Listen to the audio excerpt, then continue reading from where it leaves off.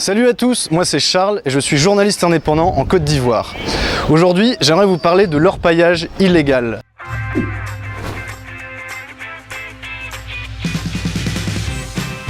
Là, on vient d'arriver à Iré, dans le sud-ouest du pays.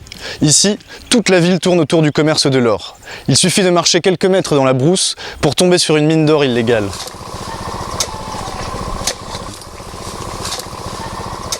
Les industriels de l'or et les bijouteries sont incapables de connaître l'origine de l'or qu'ils achètent.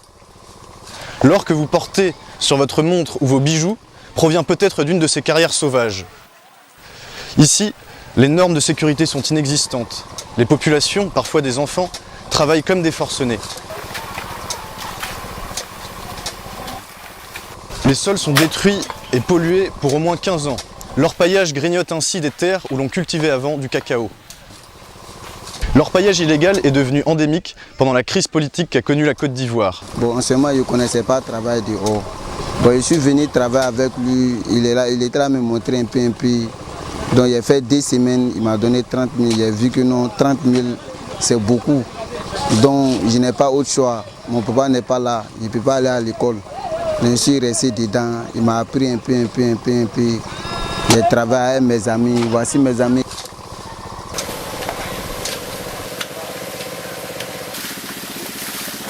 Aujourd'hui, on estime qu'il y a encore 500 000 orpailleurs qui travaillent en Côte d'Ivoire. Là, on est au centre sanitaire d'Iré. On vient de rencontrer le médecin qui nous a parlé des différents problèmes sanitaires liés à l'orpaillage clandestin. D'abord, la prévalence de VIH est extrêmement élevée ici à cause des réseaux de prostitution qui suivent les orpailleurs. L'eau est un autre problème sanitaire majeur. L'eau courante n'arrivant pas jusqu'ici, les habitants boivent l'eau du puits. Or, cette eau peut être contaminée par le cyanure ou le mercure utilisé pour l'orpaillage. Plusieurs pathologies de la région pourraient avoir été causées par ces produits toxiques. Le médecin nous a par exemple parlé d'un nombre anormalement élevé d'infections de la peau et de diarrhée dans cette région.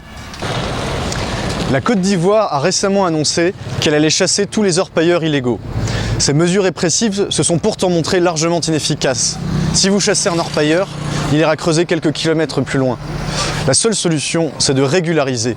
Au Sénégal, par exemple, la carte professionnelle d'orpaillage artisanal permet d'encadrer l'activité depuis 2013. Mais on peut aller encore plus loin. Au Pérou, la fondation Max Avelar a lancé un label de commerce équitable de l'or. Ce label garantit un prix minimum ainsi que des normes de protection environnementale et sociale, et il interdit le travail des enfants. Au Mali, au Sénégal et au Burkina Faso, un réseau d'ONG tente de créer un label similaire. En attendant, c'est à nous consommateurs d'exiger un or propre pour pousser les groupes aurifères à contrôler leur filière d'approvisionnement.